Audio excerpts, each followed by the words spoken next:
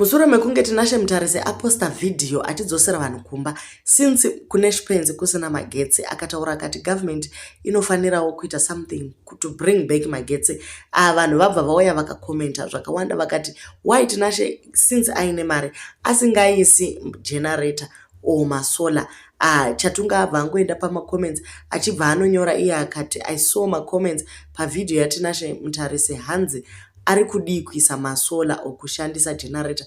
Ndangoti baba wangu we, hakuna vanhu vanobvisa zanu vane pfungwa dzakamama kudaro. So anoziva zviri kubva mumunhu anga arimo mukati achiona kuti Zanu PF inoparata sei. So ndo zvaataura izvi akati iye mafungiro ari kuita vanhu zvorova kuti struggle yacho hamuswi understand. Vazhinji vari kushaya kuti Chatunga ari kurevei nezvaari kutaura izvi. Ko handiti magetsi haachaenda here? Musakanga mweka guys kuti mukuru wedu assured us kuti magetsi haazomboenda. Maybe this is just one of the glitches kana kuti dzimwe fault dzinenge dzangoitikawo. But vanhu vazhinji havasi kunzwisisa kuti Chatunga ari kumboedza kutaura kuti chii.